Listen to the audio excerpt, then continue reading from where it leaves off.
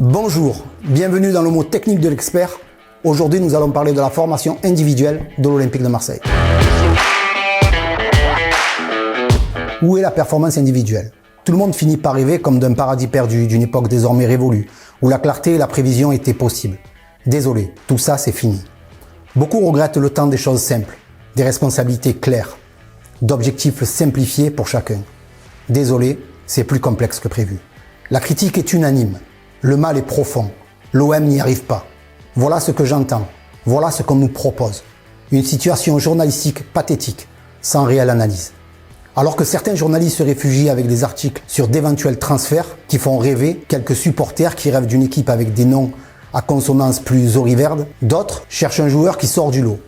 En l'occurrence, Steve Mandanda. Même si Steve fait le job, désolé, cela reste une analyse footballistique assez simplifiée.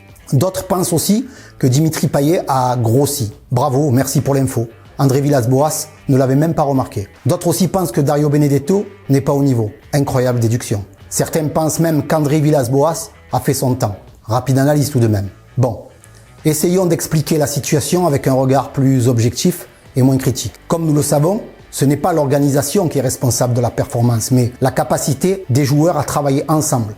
Ça, c'est une chose. Comme nous le savons aussi, l'intelligence collective supplante l'intelligence individuelle.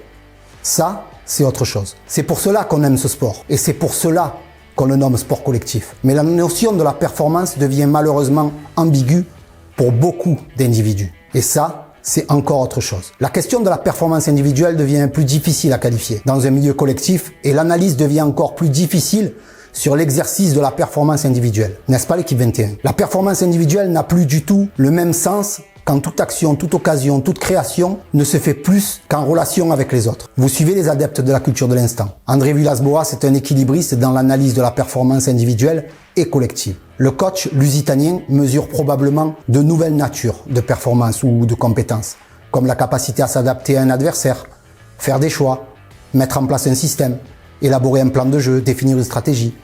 Ce n'est pas donné à tout le monde. Cette capacité aura peut-être même une valeur plus grande que l'expertise ou l'expérience aux yeux de certains analystes télévisuels. Comme vous l'avez compris, je pense que la performance individuelle reste le plus gros problème sur les dernières sorties de l'Olympique de Marseille. La seule fois où il a fallu mettre en avant la performance collective, nous avons battu les redoutables pétroliers.